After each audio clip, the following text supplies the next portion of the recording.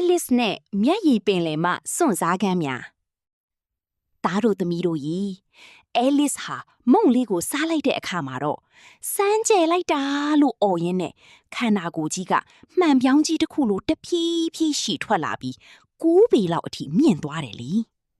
အရန်ကြီးနေလို့ပန်းချန်ထဲကိုမဝင်နိုင်တော့တာကြောင့်ဝမ်းနေပြီးငိုချလိုက်တဲ့အခါမျက်ရည်ပင်လေကြီးဖြစ်သွားပါတော့တယ်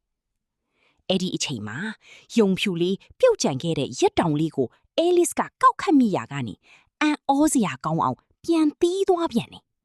သူကိုယ်တိုင်ငိုထားတဲ့မျက်ရည်ပင်လေကြီးတဲ့ကိုဘွမ်းဆိုပြီးပြုတ်ကျသွားပြီးအဲ့ဒီမှာကူးခတ်နေတဲ့ကြွက်ကလေးတစ်ကောင်နဲ့လေစုံခဲ့တာပေါ့မျက်ရည်ပင်လေထဲမှာ Alice နဲ့အတူကြွက်ကလေး Bailey, Duck, ဒိုဒိုငှက်ဒိုဒိုနဲ့တခြားထူးဆန်းတဲ့တရိษံလေးတွေအများကြီးရှိနေကြတာပေါ့သူတို့အားလုံးဟာရီဒီဆူရွှဲပြီးအတူတူကုန်းပေါ်ကိုရီကူးတက်လာခဲ့ကြတယ်လေ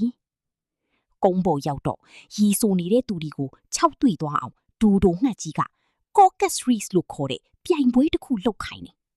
အဲ့ဒီပြိုင်ပွဲကတော့အားလုံးကကိုကြိုက်တဲ့နေရာကနေပြေးလို့ရပြီးအားလုံးဟာနိုင်နေသူတွေပဲတဲ့တကယ်ကိုပျော်စရာကောင်းတဲ့ပြိုင်ပွဲနော်ပြိုင်ပွဲအပြီးမှာတော့ Alice ကသူ့အိတ်ထဲမှာပါတဲ့မုန့်လေးတွေကိုတရိษံလေးတွေအားလုံးကိုစုအဖြစ်ဝီပြီးလိုက်တယ် Alice အတွက်တော့ဒူဒိုငှက်က Alice ရှိမှရှိတဲ့အချုပ်လက်စွပ် Thimble လေးကိုပဲအလီးအနက်နဲ့စုအဖြစ်ပြန်ပြီးခဲ့တာပေါ့ Alice နဲ့ယုံဖြူလေးဤထူးဆန်းသောအိမ် Alice လေးဟာယုံဖြူလေးနဲ့ပြန်ဆုံတဲ့အခါယုံဖြူလေးကသူ့ကိုအိမ်စေမိန်းကလေး Mary Ann လို့မှားခေါ်ပြီးသူ့အိမ်ကနေရက်တောင်နဲ့လက်အိတ်သွားယူခိုင်းလိုက်တာပေါ့ Alice လည်းကြောက်ကြောက်နဲ့ပဲယုံဖြူလေးရဲ့အိမ်ထဲကိုပြေးဝင်သွားခဲ့တယ်လေအိမ်ထဲရောက်တော့ Alice ဟာငါ့ကိုတောက်ပါလို့စာမပါတဲ့ဆေးရည်တစ်ပုကိုထပ်တောက်မိပြန်ရောအဲ့ဒီခါမှာတော့ Alice ရဲ့ကိုယ်လုံးကြီးကအိမ်ကြီးနဲ့မဆန့်အောင်အီယာမကြီးဖြစ်သွားပြီးလက်တစ်ဖက်ကပြတင်းပေါက်ကနေထွက်ခြေထောက်တစ်ဖက်ကမီးခိုးကောင်းတိုင်နဲ့ရောက်သွားပြီးပိတ်မိနေပါတော့တယ်ယုံဖြူလေးက Alice ကိုအပြင်ထုတ်ဖို့ပုတ်တင်ညိုလေးဘေးကိုမီးခိုးကောင်းတိုင်ကနေလွှတ်လိုက်တယ်ဒါပေမဲ့ Alice ကမီးခိုးကောင်းတိုင်ထဲကနေဘေးကိုအားနဲ့ဖုံးဆိုပြီးကန်ထုတ်လိုက်တာဘီလေးဟာကောင်းကင်ဘုံကိုဒုံးပြန်လို့လွတ်တက်သွားပါလိရောနောက်ဆုံးမှာတော့ယုံဖြူလေးတို့အဖွဲက Alice ကိုခဲလုံးလေးတွေနဲ့ပြစ်ပေါက်ကြတယ်